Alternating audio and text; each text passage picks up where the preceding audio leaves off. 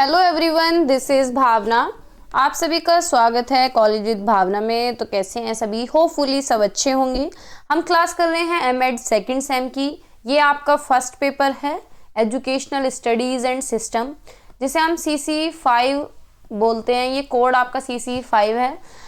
तो स्टार्ट करते हैं। अगर चैनल पे नए हैं तो लाइक शेयर सब्सक्राइब आप लोग कर देना। एमएड के ग्रुप बने होते हैं, एक तो मेन ग्रुप होता है कॉलेज का, एक सारे बच्चों का ग्रुप होता है। तो वहाँ आप वीडियोस को शेयर किया करें। कुछ लोग करते भी हैं, बताते हैं कि हमने वहाँ शेयर किया है, और कुछ लोग शेयरिंग करने के बाद मेरे पास आते हैं कि हमारे पास वीडियो आई थी। तो स्टार्ट करते हैं। बाकी अगर किसी को नोट्स लेने हैं बीएड फर्स्ट सेम के, सेकंड सेम के, चाहे फोर्थ सेम के, थर्ड सेम के तो अभी रेडी नहीं हुए हैं, तो वो लोग ले सकते हैं। कॉन्टैक्ट नंबर मैं आपको दे दूं, डेली देती हूँ वैसे तो, लेकिन जो लोग नए बच्चे डेली आते हैं देखने के लिए, उनके लिए नंबर होता है कि भाई 790 690 1757, ये मेरा व्हाट्सअप नंबर है। आप इस पर मुझे मैसेज कर सकते हैं। हर एक स्टूडेंट का मैं रिप्लाई करती हूँ, ऐसा कोई होगा नहीं जिसका रिप्लाई नहीं देती, ठीक है। अगर आपको रिसर्च प्रपोजल रेडी कराना है तो वो भी मैं आपका कर दूंगी। जो एमएड फर्स्ट सेम के जिनके प्रैक्टिकल बचते हैं, अगर आपको पीपीटी रेडी करानी है तो पीपीटी भी मैं आपकी रेडी करके दे दूंगी, ठीक है। लेकिन अगर आपको ये चीजें रेडी करानी है तो आपको पहले से बताना होगा, ताकि थोड़ा टाइम मुझे भी मिल जाए, क्योंकि कोई भी टॉपिक रेडी करने में टाइम लगता है, ठीक है।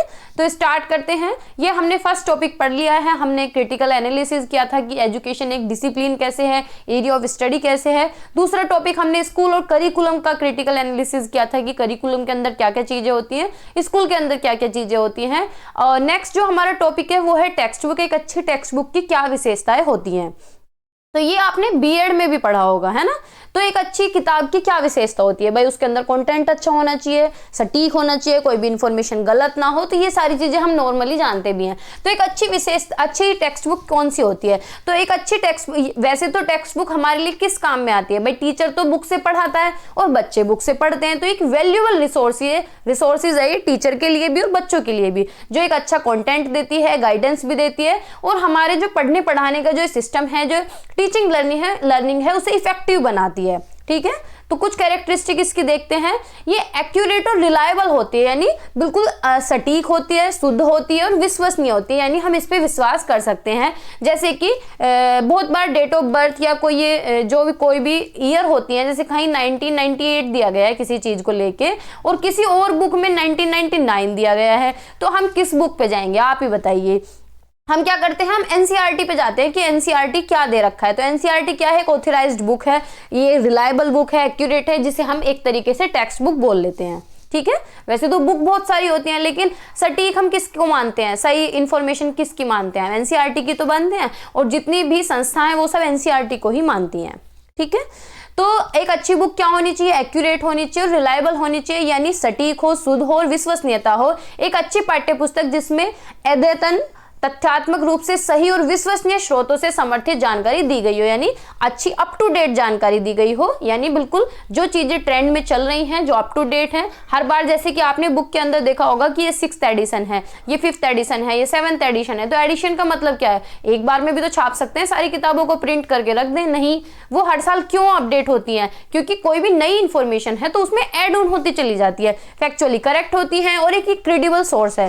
It undergo through review and editing process to ensure the highest level of accuracy, यानी इसमें जो त्रुटियों से बचने के लिए गहन समीक्षा और संपादन की प्रक्रिया होनी चाहिए, ठीक है। यानी ये भी होना चाहिए। इसके देखो, वैसे तो त्रुटि होती नहीं है, लेकिन त्रुटि होती भी है तो उसे ठीक भी किया जाता है। क्लैरिटी एंड ऑर्गेनाइजेशन, यानी पाठ्य पुस्तक को स्पष्ट और संगठित तरीके से प्रस्तुत किया जाना चाहिए।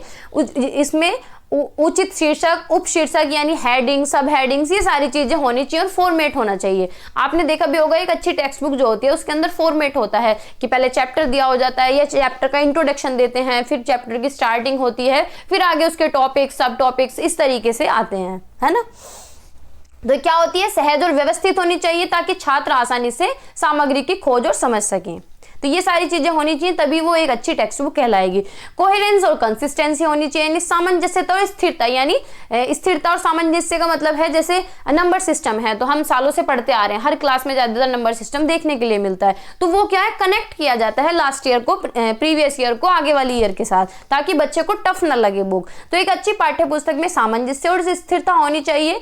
विषय और अवधारणाओं को तार्किक क्रम में प्रस्तुत किया जाना चाहिए ताकि वे पहले से सीखी गई जानकारी पर आधारित हो, यानी पहले से जैसे 4th क्लास में हमने नंबर सिस्टम पढ़ा है तो उसी को कनेक्ट किया जाता है नेक्स्ट ईयर, फिर दोबारा से मैथ की बुक में फर्स्ट चैप्टर जो है आपको नंबर सिस्टम देखने के लिए मिलता है, क्योंकि बच्चा कनेक्ट कर पाता है जो उसकी पिछली नॉलेज है।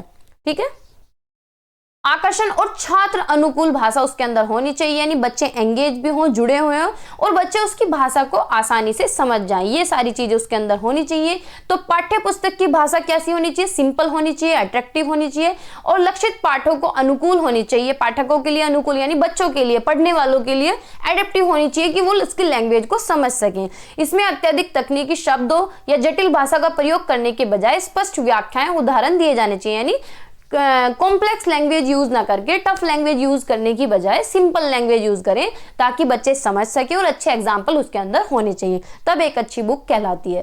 कॉम्प्रिहेंसिव और कवरेज होना चाहिए, यानी व्यापक कवरेज इसका होता है। एक अच्छी पाठ्य पुस्तक में विषय वस्तु का व्यापक कवरेज होना चाहिए जो पाठ्यक्रम के दायरे में सभी आवश्यकता विषयों और अवधारणाओं को कवर करे, यानी करिकुलम के अंदर जो भी चीजें दी गई हैं वो सारी किसके अंदर इंक्लूड होनी चाहिए, टेक्स्ट बुक के अंदर इंक्लूड होनी चाहिए, है ना। अब जैसे कि आप देखो, हम कोई बुक लेने जाते हैं, अब बीएड की बात मान लो या कोई भी पर्टिकुलर हम बुक लेने जाते हैं तो हम क्या करते हैं, पहले सिलेबस को देखते हैं और फिर ये देखते हैं कि सिलेबस के सारे टॉपिक बुक के अंदर हैं नहीं। तो अच्छी टेक्स्ट बुक तभी तो कहलाएगी जब वो सिलेबस को कवर करती हो, सारे दायरे को क्या करती हो, कवर करती हो। इसमें छात्रों के विषय की गहन समझ विकसित करने में सहायता मिलती है, यानी बच्चों को अच्छी अंडरस्टैंडिंग होती है। Alignment with curriculum and standard, यानी पाठ्यक्रम और शैक्षिक मानकों के अनुरूप होनी चाहिए। तो पाठ्य पुस्तक को पाठ्यक्रम और शैक्षिक मानकों के अनुरूप होना चाहिए, यानी जितने भी एजुकेशनल स्टैंडर्ड हैं या करिकुलम से मिली जुली होनी चाहिए, रेलिवेंट होनी चाहिए। इसमें आवश्यक शिक्षण उद्देश्यों को शामिल किया जाना चाहिए और पाठ्यक्रम की रूपरेखा से स्पष्ट संबंध होना चाहिए। ठीक है। पेडागोजिकल फीचर्स क्या होने चाहिए, शिक्षण पद्धति से जुड़े तत्व भी इसके अंदर होने चाहिए। पेडागोजिकल फीचर्स क्या हो सकते हैं भाई, टेक्स्ट बुक बच्चे ने पढ़ी तो उसके पीछे उसकी समरी होनी चाहिए, जैसे कि आपने पॉइंट टू रिमेंबर बहुत बार देखा होगा लिखा हुआ, है ना। पॉइंट टू रिमेंबर हमारी बुक में होता था, मुझे ये याद नहीं है कि एनसीईआरटी में भी होता है नहीं, लेकिन समरी तो होती ही है हर एक बुक के अंदर। तो हर एक बुक के अंदर समरी होनी चाहिए, क्वेश्चन आंसर होने चाहिए, क्वेश्चन आंसर नहीं क्वेश्चन होने चाहिए, प्रैक्टिस करने के लिए इलस्ट्रेशंस होने चाहिए, डायग्राम्स होने चाहिए, पिक्टोरियल रिप्रेजेंटेशन होना चाहिए और रियल लाइफ एग्जांपल्स बुक के अंदर होने चाहिए। तो ये इसकी शिक्षण पद्धति से जुड़े तत्व हैं। ये विशेषता समझने में सहायता करती है और छात्रों को सक्रिय रूप से सीखने के लिए प्रेरित करती है कि बच्चे क्या है, एक्टिवली उसमें सीख सकें। एप्रोप्रिएट लेवल ऑफ डिफिकल्टी, यानी उचित कठिनाई स्तर होना चाहिए। पाठ्य पुस्तक का कठिनाई स्तर लक्षित कक्षा या शैक्षिक स्तर के अनुसार होना चाहिए, यानी क्लास के अकॉर्डिंग होना चाहिए। ऐसा नहीं है 6 क्लास की बुक है और स्टैंडर्ड उसका 8 क्लास का है, ऐसा नहीं है। बच्चों की एज, उनके इंटरेस्ट, उनके क्राइटेरिया के अकॉर्डिंग ही वो होना चाहिए उसका जो लेवल है बुक का। तो इसमें पर्याप्त गहराई और जटिलता होनी चाहिए ताकि ये आलोचनात्मक सोच को प्रोत्साहित कर सके, ना तो बहुत ज्यादा आसान हो ना ही बहुत ज्यादा हाई लेवल हो, इस तरीके की होनी चाहिए कि बच्चे की सोच भी विकसित हो सके, लेकिन साथ ही छात्रों के लिए समझने योग्य भी हो, यानी लैंग्वेज इजी होनी चाहिए ताकि हर कोई समझ सके। रेगुलर अपडेट, अब जैसे कि आप लोग चाहते हैं कि नोट्स कैसे होने चाहिए, इजी होने चाहिए कि आप इजीली उन्हें पढ़ सके और उन्हें समझ सके, तो इसी तरीके से टेक्स्ट बुक होनी चाहिए ताकि हर बच्चा उसे समझ सके। रेगुलर अपडेट उसके अंदर होनी चाहिए, नहीं ज्ञान और समझ लगातार विकसित होते रहते हैं, इसलिए पाठ्य पुस्तक को नियमित रूप से क्या होना चाहिए, अप टू डेट होना चाहिए, करंट से जुड़ी होनी चाहिए, बिल्कुल अपडेट बुक रहनी चाहिए। रेगुलर ट्रेंड, जो भी चीजें ट्रेंडिंग में है, जो भी ट्रेंड चलता है, जो भी डिजिटल इरा है, कुछ भी बदल सकता है, जो चीजें बदलती रहती हैं वो सारी उसके अंदर ऐड ऑन होनी चाहिए।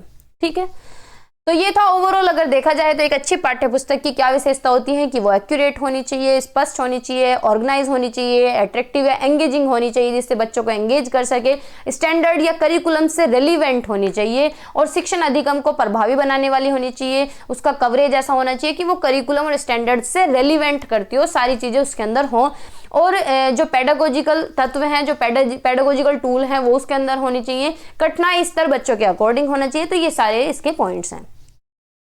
नेक्स्ट टॉपिक है need for developing a vision of school education, यानी विद्यालय शिक्षा की दृष्टि विकसित करने की आवश्यकता। कैसे? विद्यालय शिक्षा के लिए एक स्पष्ट और सुव्यवस्थित दृष्टि आवश्यक है। भाई अगर दृष्टि अच्छी नहीं रखेंगे, यानी कहने का मतलब है अगर हम स्कूल्स पे ध्यान नहीं देंगे तो स्कूल कैसे डेवलप होंगे। तो जरूरत है, गवर्नमेंट को भी जरूरत है, हर एक एनजीओज को भी जरूरत है, हर एक स्टेक होल्डर्स को जरूरत है कि वो अपना ध्यान रखे ताकि स्कूल डेवलप कर सके। तो जो एक प्रगतिशील, समावेशी और भविष्य उन्मुख शिक्षण प्रणाली को आकार देने में सहायता करती है, वो सारी चीजों का, वो सारे क्या है, इस पे ध्यान दिया जाए, स्कूल पे ध्यान दिया जाए। वो सारी चीजें होनी चाहिए जिनसे स्कूल का इंप्रूवमेंट हो सके, स्कूल का भविष्य बन सके, क्योंकि स्कूल में बच्चे जाते हैं और जब स्कूल अच्छा होगा तो बच्चों का भविष्य बनेगा। तो यह शिक्षकों, नीति निर्माता और छात्रों को दिशा प्रदान करती है, ठीक है, जिसमें शिक्षा समाज की आवश्यकताओं को पूरा कर सके और व्यक्तियों को जीवन भर सफलता के लिए तैयार कर सके। तो एक अच्छा स्कूल वही तो होता है जो बच्चों को अच्छी शिक्षा देता है, उन्हें फ्यूचर ओरिएंटेड करता है और वो आगे सक्सेस होने के चांसेस उनके बढ़ जाते हैं, है ना। सब चाहते हैं अपने बच्चों को एक अच्छे स्कूल में भेजना। तो एक अच्छा स्कूल क्या है, जो क्या है, आगे बढ़ने की कोशिश करे, प्रोग्रेसिव होना चाहिए और बच्चों में भेदभाव ना करे, सारे बच्चों को प्रायोरिटी दे, बच्चों को अच्छे से पढ़ाएं, अच्छी फैसिलिटीज दें, तो वो ही एक अच्छा स्कूल माना जाता है। क्या होने चाहिए, अब इसके पॉइंट देखते हैं। स्पष्ट शैक्षिक लक्ष्य स्थापित करना, यानी establishing clear educational goals, define the purpose of education beyond academic success, यानी शिक्षा का उद्देश्य केवल शैक्षणिक सफलता तक सीमित नहीं रहना चाहिए। क्या होना चाहिए कि बच्चा आगे के बारे में सोचे, अपनी लाइवलीहुड उसे कैसे चलाना है, तो उसके अंदर स्किल्स हमें डेवलप करनी है, ठीक है। ऐसा नहीं है बस क्लास में पास हो गए और काम हो गया। क्लास में पास होने से कुछ नहीं होगा, हमें बच्चे को प्रैक्टिकल नॉलेज भी देनी होगी। तो हमारे गोल फिक्स होने चाहिए कि हमें किस तरीके से बच्चे को पढ़ाना है।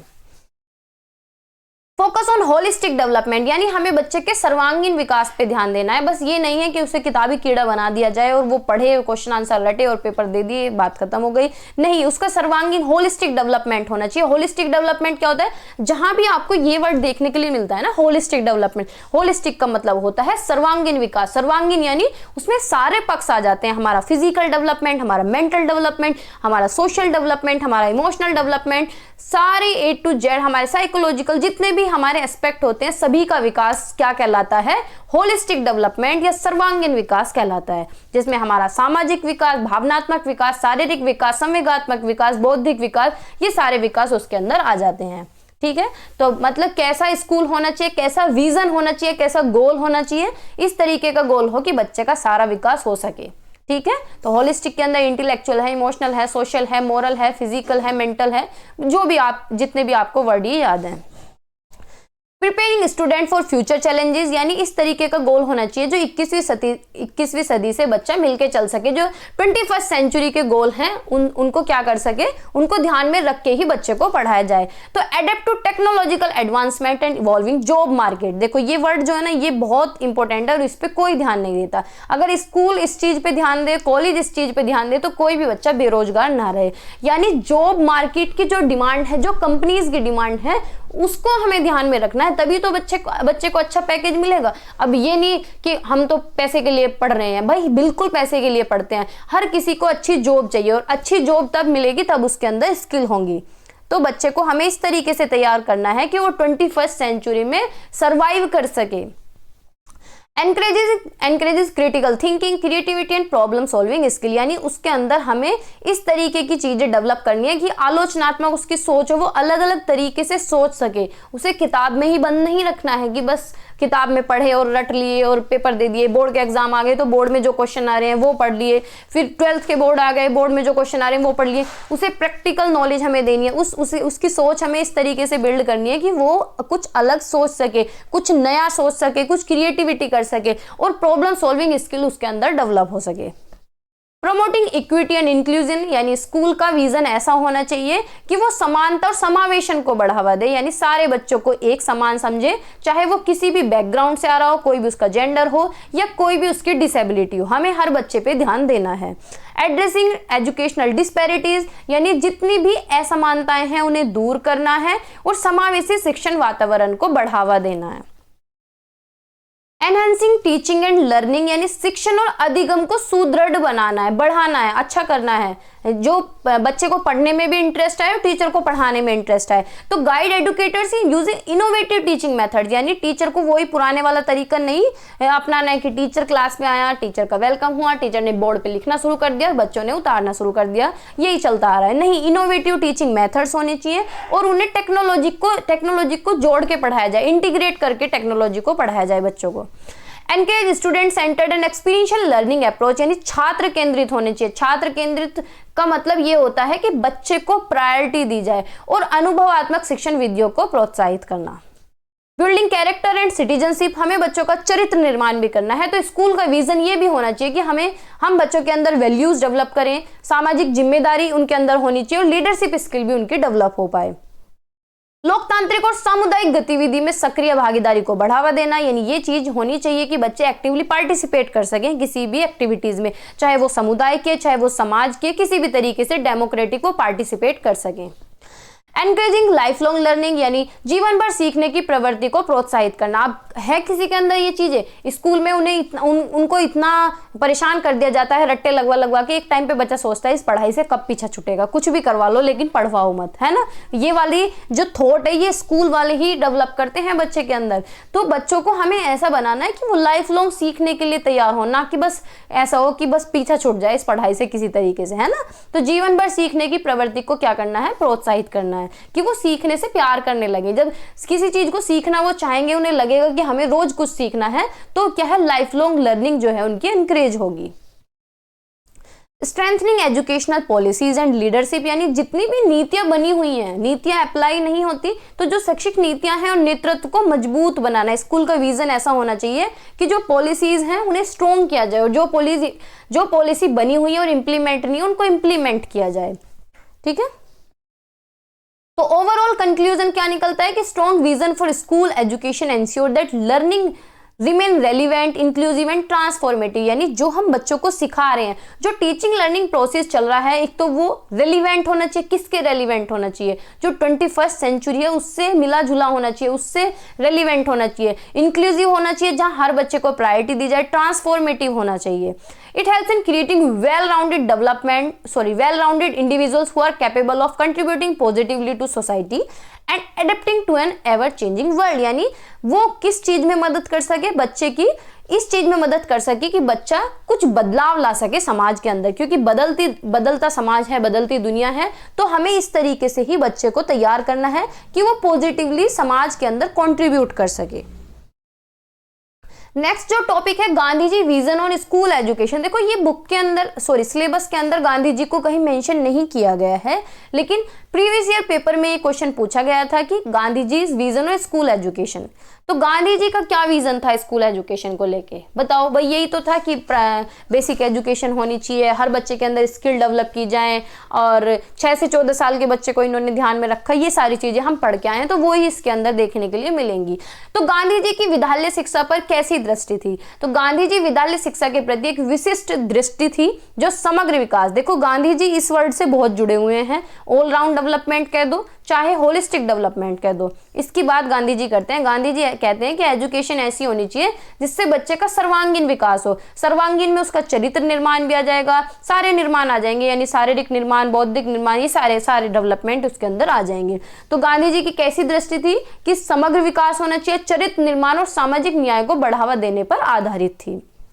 ठीक है, तो गांधी जी का विजन था कि होलिस्टिक डेवलपमेंट हो, कैरेक्टर बिल्डिंग हो और सोशल जस्टिस को प्रमोट किया जाए, यानी हर किसी को प्रायोरिटी दी जाए, हर किसी को न्याय मिले।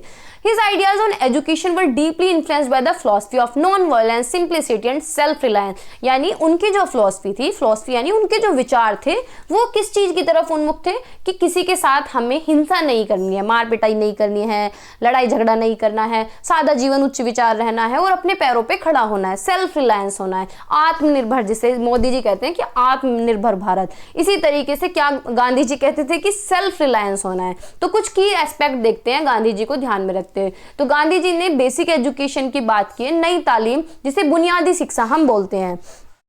तो नई तालीम नामक शिक्षा प्रणाली को की वकालत की, जिसका अर्थ है नई शिक्षा या बुनियादी शिक्षा, बेसिक एजुकेशन। अब बेसिक एजुकेशन क्या होती है? जो प्राइमरी लेवल पे होती है, जो एलिमेंट्री लेवल पे बच्चों को दी जाती है। तो नई तालीम जो थी, बेसिक एजुकेशन जो थी, इसका उद्देश्य था कि क्या होना चाहिए? इंटेलेक्चुअल, बौद्धिक विकास हो, बच्चे का फिजिकल डेवलपमेंट हो, उसका मोरल डेवलपमेंट हो, और अगर लास्ट में देखा जाए तो उसकी होलिस्टिक ग्रोथ होनी चाहिए, है ना? क्या होना चाहिए? उसका सर्वांगीण विकास होना चाहिए। समग्र विकास हम कह सकते हैं, सर्वांगीण विकास कह सकते हैं। करिकुलम इस तरीके का डिजाइन होना चाहिए कि प्रोडक्टिव वर्क होना चाहिए वहां पे, यानी उत्पादक कार्य होने चाहिए, कि जैसे कताई बुनाई, इन चीज पे गांधी जी का ज्यादा फोकस था। मैनुअल लेबर होना चाहिए, यानी शारीरिक श्रम होनी चाहिए, और कौशल प्रशिक्षण को एकेडमिक विषयों के साथ जोड़ा जाए, यानी जो स्किल्स जहां से बच्चों की स्किल डेवलप होते हैं, जिन चीजों में बच्चे इन्वॉल्व होते हैं, वो सारे सब्जेक्ट एकेडमिक के साथ जोड़े जाएं। इनका गोल था कि हर बच्चा आत्मनिर्भर होना चाहिए, अपने पैरों पे खड़ा होना चाहिए, डिग्निटी ऑफ लेबर यानी श्रम की गरिमा उनके अंदर होनी चाहिए, और शिक्षा को आजीविका से जोड़ना था। यानी एजुकेशन को आजीविका का मतलब था कि एजुकेशन से इनका मतलब था कि एजुकेशन ऐसी होनी चाहिए कि बच्चा अपना जीवन यापन कर सके, लाइवलीहुड चला सके। अब भाई आगे जाके किस चीज की जरूरत पड़ेगी? पैसे की जरूरत पड़ेगी, तो आगे जाके अपना घर चला सके, अपने जीवन को अच्छे से व्यतीत कर सके। दूसरा लक्ष्य इनका क्या था कि कैरेक्टर डेवलपमेंट होना चाहिए, और वैल्यूज बच्चे के अंदर डेवलप होनी चाहिए, यानी चरित्र निर्माण हो और नैतिक मूल्य बच्चे के अंदर डाले जाएं। तो इनका फोकस था कि उसका चरित्र निर्माण हो और उसके अंदर मोरल वैल्यूज डेवलप की जाए। इन्होंने ज्यादा जोर किस पे दिया था? कि सच्चाई के रास्ते पे चलना है, ऑनेस्टी फॉलो करनी है, कंपेशन होना चाहिए, ह्यूमिलिटी होनी चाहिए, और सामाजिक जिम्मेदारी होनी चाहिए। और ये सारी चीजें किसके अंदर इन्वॉल्व होनी चाहिए? एजुकेशन प्रोसेस के थ्रू बच्चों को सिखाई जाए। गांधी जी का मानना था कि शिक्षा ऐसी होनी चाहिए कि बच्चे के अंदर सेल्फ डिसिप्लिन आ जाए, आत्म अनुशासन आ जाए, इंटीग्रिटी होनी चाहिए, ईमानदारी होनी चाहिए, और दूसरों के प्रति सम्मान होना चाहिए। प्रैक्टिकल और एक्सपीरियंशियल लर्निंग पे ये बात करते हैं, यानी व्यवहारिक और अनुभवात्मक शिक्षा होनी चाहिए, यानी बच्चे प्रैक्टिकली करके सीखे। अब कोई भी स्किल अगर आपको सीखनी है, मानो आपको एक्सेल सीखना है, तो ऐसे थोड़ी कि आप उसकी थ्योरी पढ़ के थोड़ी ना सीख जाएंगे, आपको उस पर काम करना पड़ेगा, प्रैक्टिकली नॉलेज लेनी पड़ेगी, तब जाके आप सीखेंगे। तो वही चीज गांधी जी कहते थे कि इस गांधी जी का किस चीज पे जोर देते थे? कि लर्निंग थ्रू एक्सपीरियंस, यानी बच्चा एक्सपीरियंस के थ्रू सीखे, प्रैक्टिकली वर्क, हाथों से करके सीखे। जब हैंड्स ऑन एक्टिविटी, जब अपने हाथों से कोई भी गतिविधि करेंगे तो चीजें सीख जाते हैं।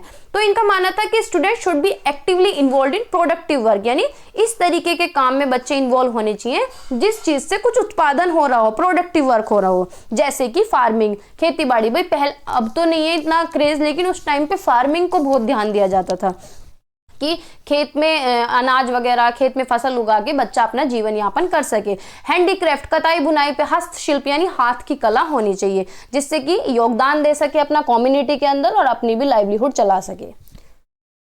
नेक्स्ट क्या था? एजुकेशन फॉर ऑल, यानी इनका मानना था, गांधी जी का जो विजन था, एजुकेशन ऐसी होनी चाहिए सबको एजुकेशन मिले, चाहे बैकग्राउंड सोसाइटी से बच्चा आ रहा हो, अंडर प्रिविलेज सेक्शन से आ रहा हो, मार्जिनलाइज्ड कम्युनिटी से आ रहा हो, किसी भी तरीके का बच्चा हो, एजुकेशन सबके लिए होना चाहिए, यानी सर्वसमावेशी होना चाहिए, समावेशी होना चाहिए। एजुकेशन की पहुंच सब तक होनी चाहिए, चाहे उसकी जाति कोई भी है, कुछ भी जेंडर है, कोई भी उसका इकोनॉमिक बैकग्राउंड है, किसी भी तरीके का बच्चा है, हमें उसका बैकग्राउंड नहीं देखना है, हमें क्या है, हर बच्चे तक एजुकेशन पहुंचानी है। ठीक है, तो गांधी जी का मानना था कि शिक्षा व्यक्तियों को सामाजिक असमानता और भेदभाव से मुक्त करने का साधन होनी चाहिए।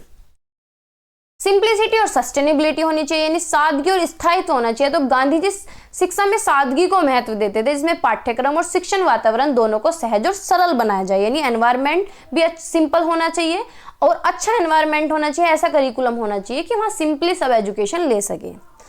इनका मानना था कि प्रकृति से जुड़ी शिक्षा को अपनाने, पर्यावरण के प्रति जागरूकता बढ़ाने और सतत विकास को प्राथमिकता देने की इन्होंने वकालत की। और क्या था कि भाई आत्मनिर्भर हो, ये तो स्कूल आत्मनिर्भर होना चाहिए, स्थानीय संसाधनों का उपयोग करें और अपव्यय को कम करें, यानी क्या है, जैसे पब्लिक कन्वेंस हम यूज कर सकते हैं, लोकल रिसोर्सेज हम यूज कर सकते हैं, जिससे कि खर्चा भी कम होगा, है ना। आज के टाइम में कैसे खर्चा बढ़ गया है, क्योंकि रिसोर्सेज ज़्यादा चाहिए, जितने ज़्यादा रिसोर्सेज रखेंगे उतना ज़्यादा पैसा लगेगा। और पहले के टाइम पे क्या था, रिसोर्सेज कम थे तो कम पैसे में भी काम चल रहा था। फ्रीडम एंड क्रिएटिविटी यानी स्वतंत्रता और सृजनात्मकता होनी चाहिए। तो गांधी जी किस चीज़ को वैल्यू देते थे, freedom in education, emphasize the importance of student autonomy and creativity, यानी बच्चे को स्वतंत्र रखो, उसे स्वायत्ता दो, क्योंकि बच्चे को जब प्रेशर नहीं होगा, उसे ऑटोनॉमी मिलेगी तो वो कुछ नया करने की कोशिश करेगा, कुछ भी इस तरीके की एक्टिविटी करेगा जो हेल्पफुल होगी। ठीक है। ही believe that education should encourage critical thinking, यानी एजुकेशन से उनकी आलोचनात्मक सोच को बढ़ावा दिया जाए, इंडिपेंडेंट थॉट होनी चाहिए और कुछ नवाचार होना चाहिए, कुछ इनोवेट, कुछ नया होना चाहिए। गांधी जी ने वकालत की लर्नर सेंटर्ड अप्रोच की। लर्नर सेंटर्ड यानी बाल केंद्रित उपागम होना चाहिए, यानी चाइल्ड सेंटर्ड होना चाहिए, जिसमें बच्चे एक्टिवली एंगेज हो सकें और सीख सकें। बच्चे अपने इंटरेस्ट के अकॉर्डिंग, उनकी एज के अकॉर्डिंग, जहां उनकी रुचि हो, जो बच्चे सीखना चाहते हैं, जो उनकी नीड है, वो सारी पूरी की जाए। सोशल एंड कम्युनिटी एंगेजमेंट होना चाहिए। तो गांधी जी ने इस चीज पे भी जोर दिया कि शिक्षा क्या है, शिक्षा को सामाजिक न्याय, समानता और सामुदायिक सहभागिता को बढ़ावा देने का साधन माना। इनका मानना था, he believe that education should inspire student to work toward the betterment of society, यानी समाज के हित में भी बच्चा काम कर सके। एजुकेशन इस तरीके की होनी चाहिए कि वो बच्चे को इंस्पायर, प्रेरित करे कि बच्चा समाज के हित में काम कर सके और जो समाज के मुद्दे हैं उन्हें सोल्व कर सके। गांधी जी ने माना कि सोशल सर्विस होनी चाहिए और एम्पैथी की भावना को बढ़ावा दिया और समाज के हित में काम करने के लिए इन्होंने बात की। Non violence and conflict resolution, यानी अहिंसा, ये कहते हैं हिंसा नहीं करनी है, सही रास्ते पे चलना है और कॉन्फ्लिक्ट रिजोल्व करना है, यानी अगर किसी तरीके से द्वंद्व हो भी जाता है तो वो हमें क्या करना है, रिजोल्व करना है, यानी शांतिपूर्वक अपने जीवन को जीना है। तो इन्होंने पीस एजुकेशन की बात भी की। ठीक है, इस चीज की वकालत भी इन्होंने की।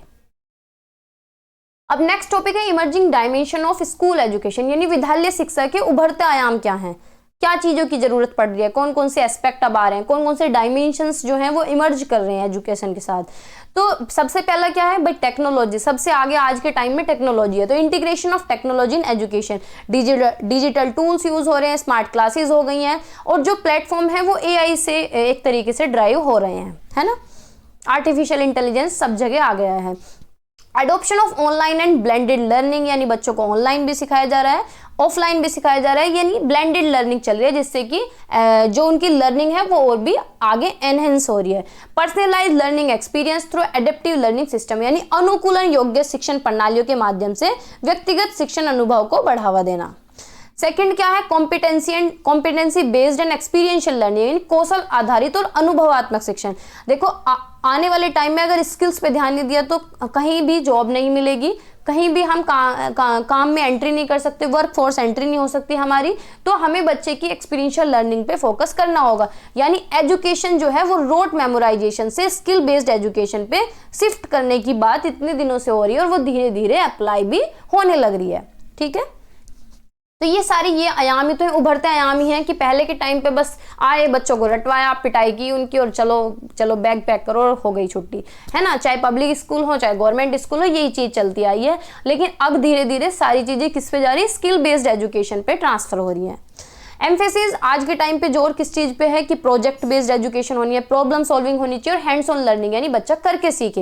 एनकरेजमेंट ऑफ क्रिटिकल थिंकिंग, उसकी आलोचनात्मक सोच को आगे बढ़ाना है, कुछ नया वो कर सके और एनालिटिकल स्किल्स उसकी डेवलप करनी है कि वो चीजों का क्या कर सके, विश्लेषण कर सके। इंक्लूजन एंड इक्विटेबल एजुकेशन, यानी उभरते आयाम में ये भी है कि समावेशन होना चाहिए, कि स्पेशल एजुकेशन दी जाए, फोकस हो रहा है स्पेशल एजुकेशन पे। अब जैसे कि पहले के टाइम पे हैंडीक्राफ्ट बच्चे थे, किसी भी तरीके का कोई भी डिसेबल बच्चा हो गया तो उसे घर पे रख लेते थे कि भाई अब इसे पढ़ाएंगे नहीं क्योंकि क्या ही पढ़ेगा, ये बच्चे हंसेंगे। लेकिन आज के टाइम पे स्पेशल एजुकेशन पे भी फोकस है, जेंडर इक्वलिटी पे भी फोकस है और मार्जिनलाइज्ड ग्रुप पे भी फोकस किया जा रहा है ताकि ये ग्रुप भी क्या हो सके, एम्पावर हो सके, सशक्त बन सके। जब हम पिछड़े वर्ग को पढ़ाएंगे या मार्जिनलाइज्ड ग्रुप को पढ़ाएंगे तो चीजें क्या हैं और भी आगे जाएंगी। Adoption of universal design for learning, यानी यूडीएल प्रिंसिपल को एडॉप्ट किया जा रहा है कि सबके लिए शिक्षा होनी चाहिए, सब लोग सीखें। Promotion of multilingual education and culturally responsive teaching, यानी बहुभाषी शिक्षा और सांस्कृतिक रूप से उत्तरदायी शिक्षण को प्रोत्साहित करना। होलिस्टिक डेवलपमेंट अप्रोच आ रही है, उभरते ही आयाम है ये भी कि बच्चे का ऑल ओवर डेवलपमेंट पे या होलिस्टिक डेवलपमेंट पे फोकस हो रहा है कि सोशल इमोशनल लर्निंग भी उसकी डेवलप हो, माइंडफुलनेस और वेल बीइंग प्रोग्राम्स भी चलाए जा रहे हैं, फिजिकल एजुकेशन पे जोर दिया जा रहा है, आर्ट्स पे और एक्स्ट्रा करिकुलर एक्टिविटीज पे भी आज के टाइम पे फोकस है। पहले के टाइम पे कहीं स्कूल में डांस सिखाए जाते थे? नहीं, कुछ नहीं, बस जाओ पढ़ाई करो, कुटाई कराओ उनकी और भेज दो घर पे, है ना, यही होता था ना। आज के टाइम पे डांस क्लासेस अलग चल रही हैं, म्यूजिक क्लासेस चल रही हैं, और कराटे अगर किसी को सीखने हैं, सारी चीज़ें मतलब एक्स्ट्रा करिकुलर एक्टिविटीज़ पे काफ़ी अच्छा ध्यान दिया जा रहा है, और मोरल, इथिकल और लीडरशिप स्किल पे भी ध्यान दिया जा रहा है, इनको भी बढ़ावा दिया जा रहा है। ग्लोबलाइजेशन, वैश्वीकरण और अंतःविषय शिक्षण हो रहा है, यानी एक्सपोजर टू ग्लोबल पर्सपेक्टिव, यानी वैश्विक दृष्टिकोण, अंतरराष्ट्रीय सहयोग और सांस्कृतिक आदान प्रदान का क्या हो रहा है, विस्तार हो रहा है। Shift towards multi disciplinary curriculum integrated stem, stem क्या होता है, साइंस, टेक्नोलॉजी, इंजीनियरिंग, मैनेजमेंट, ये सारी चीजों से क्या है, कनेक्ट किया जा रहा है, humanities and social science. Emphasis on global citizenship education, यानी वैश्विक नागरिकता शिक्षा पर जोर, जिससे स्थिरता और सामाजिक न्याय जैसे मुद्दों को समझा जा सके। Assessment, reform and alternative evaluation method, पहले के टाइम पे इवैल्यूएशन क्या था कि बस क्लास के अंदर हाफ ईयरली एग्जाम हो गए, हाफ ईयरली भी मतलब हमारे टाइम पे शुरू हुए, उससे पहले की बात अगर करें तो बस ईयरली एग्जाम थे कि लास्ट में पेपर हो गए, अच्छा इनमें अगर बच्चा पास है तो पास है, फेल है तो फेल है।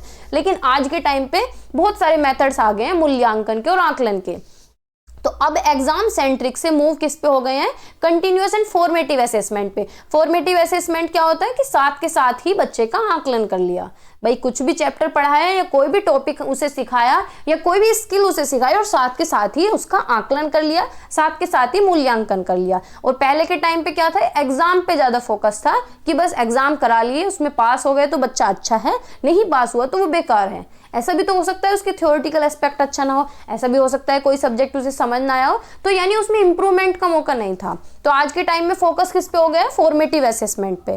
पोर्टफोलियोज, पीयर रिव्यूज होने लगे हैं, real world problem solving task होते हैं जिससे बच्चों का इवैल्यूएशन होता है। सेल्फ असेसमेंट भी होता है और रिफ्लेक्टिव लर्निंग स्ट्रेटेजीज को भी अपनाया जा रहा है। टीचर प्रोफेशनल डेवलपमेंट और लीडरशिप भी हो रहे हैं, यानी शिक्षकों का भी व्यावसायिक विकास और नेतृत्व हो रहा है, यानी टीचर्स भी अपने आप को अपग्रेड कर सकते हैं, अपने आप को आगे लेके जा सकते हैं। तो फोकस टीचर्स पे भी फोकस किया जा रहा है कि उनकी ट्रेनिंग होनी चाहिए, उनकी स्किल्स डेवलप हो सके, और स्किल्स भी कैसी कि वो भी डिजिटली स्किल उनकी डेवलप हो सके। जब टीचर्स खुद सीखेंगे तभी वो बच्चों को सिखाएंगे। अब जैसे कि आप एमएड में होंगे, बहुत बार आपकी क्लासेस जूम पे भी होती होंगी, या किसी भी तरीके से आपको टेक्नोलॉजी कोई भी वर्क देना हो तो खुद ही टीचर्स को नहीं आता तो वो बच्चों को क्या समझाएंगे। टीचर्स को टेक्नोलॉजी की कुछ भी नॉलेज नहीं है, जो पुराने टीचर्स लगे हुए हैं, तो टीचर्स की भी ट्रेनिंग कराई जा रही है ताकि उनके अंदर भी डिजिटल स्किल डेवलप हो सके, इनोवेटिव पेडागोजीज हो सके और इंक्लूसिव टीचिंग मेथड्स हो सके।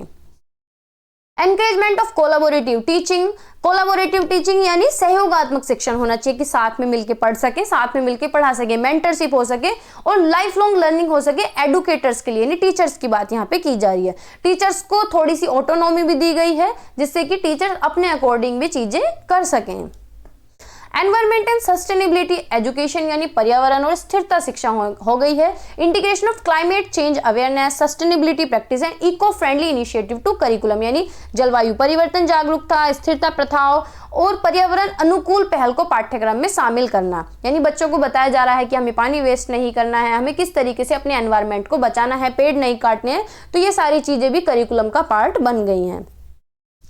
Promotion of green schools and environmentally conscious behaviour, यानी हरित विद्यालय को बढ़ावा देना और पर्यावरण के प्रति जागरूक व्यवहार को विकसित करना और बच्चों को एनकरेज करना कि वो पार्टिसिपेट कर सके, किस चीज में अप्लाई भी कर सके जो उन्हें सिखाया जा रहा है कि भाई पेड़ नहीं कटने हैं और ना किसी को काटने देना है। कम्युनिटी में अपना योगदान हम कैसे दे सकते हैं कि पानी बचा सकते हैं, बहुत सारी चीजों को हम इस तरीके से सेव कर सकते हैं, अपने एनवायरमेंट को बचा सकते हैं। ठीक है, तो ओवरऑल निष्कर्ष क्या निकलता है कि उभरते आयाम क्या है, नवाचार आ रहा है, नई नई चीजें हो रही हैं, समावेशन हो रहा है, बच्चों की स्किल्स पे ध्यान दिया जा रहा है कि भाई उनकी स्किल्स डेवलप हो सके और उनकी समग्र शिक्षा। देखो ये वर्ड बहुत बड़ा है लेकिन हर जगह हमें देखने के लिए मिलता है, लेकिन अगर हम इसे गहराई से समझें तो समग्र शिक्षा में सारी चीजें आ जाती हैं। तो इन परिवर्तनों को अपनाकर विद्यालय छात्रों के भविष्य की चुनौती और अवसरों के लिए बेहतर ढंग से तैयार कर सकते हैं। ठीक है। तो ये इमर्जिंग डायमेंशन थे, उभरते आयाम ये थे कि हम टेक्नोलॉजी को यूज कर रहे हैं, एआई से बच्चों को कनेक्ट कर रहे हैं, सारी चीजें अपग्रेडेशन के साथ हैं कि 21वीं सदी में बच्चे जो हैं वो सर्वाइव कर सकें। ठीक है, तो बाय बाय, टेक केयर, पढ़ते रहिए, मुस्कुराते रहिए और मेरे साथ जुड़े रहिए। अगर चैनल पे नए हैं तो लाइक शेयर सब्सक्राइब आप लोग कर सकते हैं। वीडियोस को ज़्यादा से ज़्यादा शेयर किया करें। बाकी जिन लोगों ने नोट्स नहीं लिए हैं वो लोग नोट्स ले सकते हैं। कॉन्टैक्ट नंबर मैं आपको बार बार देती रहती हूँ, 790-690-1757। ठीक है, अपनी कॉपी में लिख लीजिए, कहीं भी लिख लीजिए, फ़ोन में सेव कर लीजिए। मैसेज मुझे कर सकते हैं, कॉल मत करना क्योंकि इतनी सारी कॉल्स उठाना पॉसिबल नहीं होता। ठीक है।